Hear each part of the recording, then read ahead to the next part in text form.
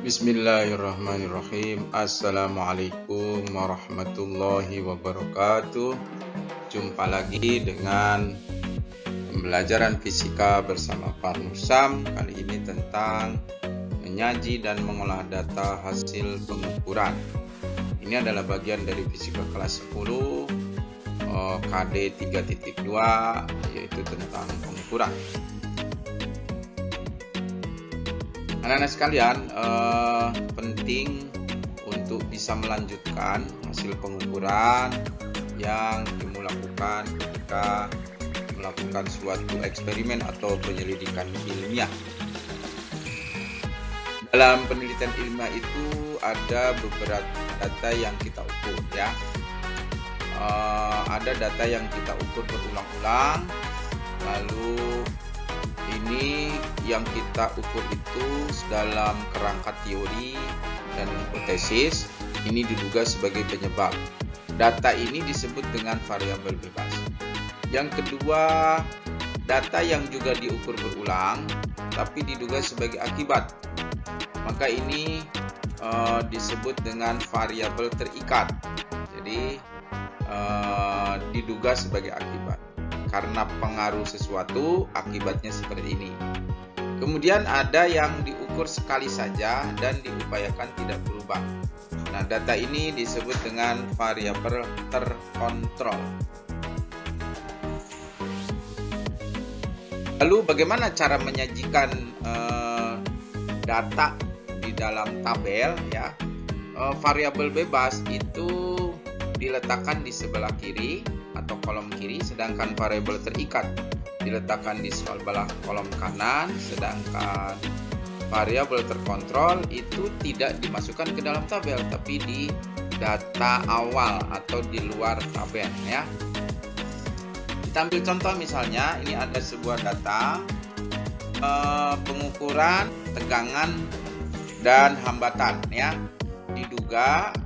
Dugaannya kira-kira begini. Menurut hukum Ohm, kalau hambatannya makin besar maka tegangannya makin besar.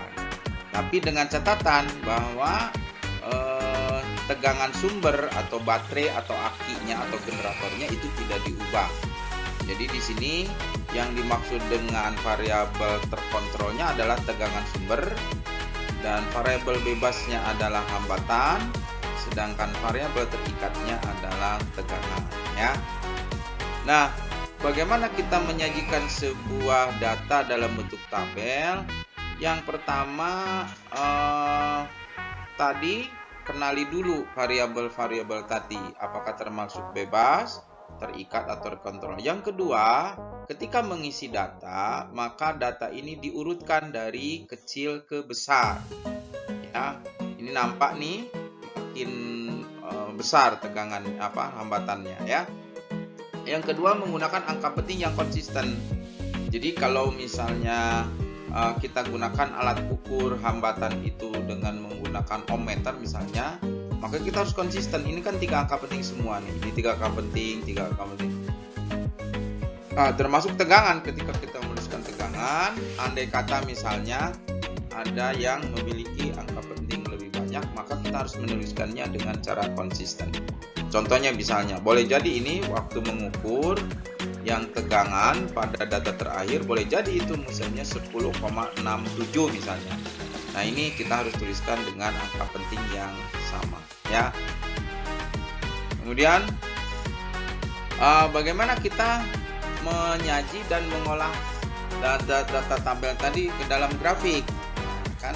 Grafik ini membantu kita untuk mengambil kesimpulan. Yang pertama, kita gunakan aplikasi yang mudah, yaitu menggunakan aplikasi Excel, ya. Buka dulu Excel, lalu ketikkan isi tabel tadi dengan ringkas saja, karena tadi ini hambatan, ya. Kemudian ini tegangan, hambatannya R, tegangannya V, lalu kita ketik di sini. Hati-hati dalam mengetik angka, karena setiap komputer yang kita punya itu tergantung pada setting awalnya. Ada yang desimal dengan titik, ada yang desimal dengan koma, ya. Bagaimana cara mengeceknya? Ketik saja secara bebas, misalnya dimulai dengan 22,4 gitu.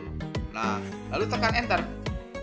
Kalau setelah di enter dia bergeser ke kanan, maka pengetikan itu benar, begitu. Tapi kalau misalnya ketika diketik koma 22,4 di enter itu hasilnya tetap di kiri, maka angka itu tidak dibaca sebagai angka. Dan sebaliknya juga begitu. Kalau misalnya kamu ketik titik salah, tetap di kiri, ganti dengan koma. Kalau di titik-titik koma tetap di sebelah kiri, gantilah dengan titik, dan seterusnya. Langkah kedua, kalau ingin menggambarkan grafik ini, maka kamu membuat blok, ya, di blok dulu ini data. Nah, caranya seperti ini, di blok, kemudian insert. Setelah insert, cari di sini banyak tampilan, ada pie, ada diagram batang. Cari yang scatter. Nah, ini scatter. Nah, setelah scatter ketemu, ini ada pilihan-pilihan. Nah, kemudian pilihan-pilihan ini, pilihlah yang titik-titik ini. Maka nanti akan muncul grafik kalian berbentuk hampir seperti garis. Ini kan belum ada garisnya, ya. Lalu bagaimana kalau ingin menjadi garis? Ya, jadi garis. Kita next selanjutnya. Grafik yang sudah tadi, jadi titik-titik tadi, pilih salah satu titik ini. Kan tadi ada titiknya, ada 1, 2, 3, 4, 5 kan. Kamu boleh titik pertama, titik kedua, titik ketiga, dan seterusnya. Kemudian ini dipilih dengan titik yang keempat. Klik kanan, nanti akan banyak menu keluar. Carilah add trend line. Add itu artinya tambahkan, trend line itu artinya garis trend, ya, garis trend. Garis trend itu bisa garis lurus, bisa garis eksponensial, bisa garis kuadrat, dan seterusnya. Akan muncul seperti ini. Nah, berbentuk garis lurus, ya. Cari menu di sebelah kanan, klik display equation on chart untuk memunculkan persamaan ini, regresi ini. Ini namanya regresi, tapi regresinya masih dalam bentuk Y dan X, ya. Cari display equation on chart. Kira-kira artinya tampilkan persamaan di dalam carta ini. Nah, langkah selanjutnya adalah kamu edit persamaan regresi. Karena Y sama dengan ini secara umum setiap program aplikasi Excel akan memunculkan seperti ini. Tetapi kan kamu tahu sendiri bahwa yang di sebelah kiri sumbu X itu adalah R-nya, dan yang di sebelah kanan sumbu Y-nya adalah V, sehingga ini diedit. X-nya diganti dengan R, Y-nya diganti dengan V. Maka hasil persamaan regresinya ini. Nah, persamaan regresinya diubah menjadi V sama dengan 0,2045 kali R minus 0,1364. Kemudian apa gradiennya? Nah, waktu di SMP kalian sudah mengenalkan persamaan Y sama dengan MX plus C, ya kan? M itu adalah gradien, sehingga dengan mudah kita bisa menentukan berapa gradiennya. Ya ini 0,2045. 0,2045. Lalu C-nya apa? C-nya adalah titik potong sumbu Y. Maka kita menyebutnya titik potong sumbu Y, Y0 sama dengan minus 0,1364 atau 0,1364. Jadi ini C-nya begitu, ya. Mudah-mudahan kalian masih ingat. Nah, yang terakhir, ketika kita sudah mendapatkan tabel, kemudian kita dapatkan regresi dan gradien, berikutnya bagaimana kita menafsirkan grafik, ya. Yang pertama, tafsiran pertama itu kalian boleh menggunakan tren atau garis persamaan garisnya ini. Bagaimana kita menafsirkan garis ini? Kembali kepada variabel bebasnya dulu. Ini variabel bebasnya itu kan R. Jadi membacanya harus dari kiri ke kanan. Makin besar hambatan, maka akan semakin besar V-nya. Jadi kurang lebih kesimpulannya adalah semakin besar hambatan akan makin besar pula tegangannya. Tafsiran yang kedua, kalian lebih bisa teliti lagi berdasarkan persamaan regresi, yaitu besar gradien maupun titik potong sumbu Y-nya.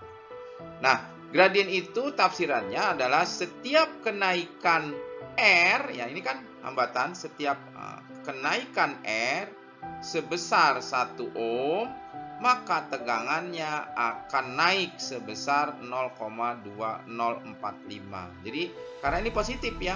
Kemudian, kesimpulan yang lebih umum lagi, itu disebut bahwa tegangan berbanding lurus dengan hambatan ya. Jadi ini statement kesimpulan yang bisa kita ambil. Proses menyaji, mengolah data, dan yang terakhir menafsirkan grafik. Nah, anak-anakku sekalian, persamaan regresi ini juga bisa digunakan untuk lainnya, antara lain adalah misalnya kita kan hanya memiliki hambatan tadi kurang lebih sampai 50. Melalui regresi inilah kita bisa memprediksi ya, memprediksi misalnya kalau hambatannya 100 berapa ya? Ya tinggal masukkan ke sini 100 kali 0,202045. Jadi kurang lebih kalau hambatannya 100 kita bisa menduga dengan menggunakan regresi menjadi sekitar kurang lebih 20,45 volt ya. Jadi di luar dari jangkauan apa yang kita lakukan. Begitulah anak-anak fungsi dari ilmu pengetahuan. Selain bisa menjelaskan, fungsi yang lainnya adalah mampu membuat prediksi atau dugaan atau perkiraan berdasarkan grafik dan regresi. Nah, untuk lebih memahami lagi, ini ada yang harus kalian kerjakan ya. Kegiatannya adalah susunlah data berikut sesuai dengan aturan penyajian data yang benar ya. Ini di sebelah kiri ada volume benda, massa bendanya ada di sebelah kanan. Maka ini akan menjadi sumbu X, ini akan menjadi variabel bebas. Yang sebelah kanan akan menjadi variabel terikat. Nah, ini kan belum berurutan nih. Nah, kalian harus membuat tabel ini di aplikasi Excel. Nanti kalian urutkan sesuai dengan urutan dari besar yang kecil ya. Ikutin ininya, harus pasangannya harus benar. Tugas kalian ada buatlah grafik M terhadap V. Kalau M terhadap V itu maksudnya M-nya sebagai sumbu, Y terhadap V, V-nya volumenya sebagai sumbu X. Dan tentukan persamaan regresi. Tentukan nilai gradien dan berikan tafsiran atasnya ya. Tafsirannya seperti tadi. Perkiraan nilai M untuk V-nya 20. Ya, volumenya ini kan terbatas hanya 2,85. Nah, gunakan regresi untuk mendapatkan nilai berapa masanya. Jadi kamu bisa menduga berapa. Oke. Demikian anak-anak. Sampai jumpa untuk pembelajaran berikutnya bersama Pak Nursam. Semoga ada manfaat. Wabillahi taufik wal hidayah. Wassalamualaikum warahmatullahi wabarakatuh.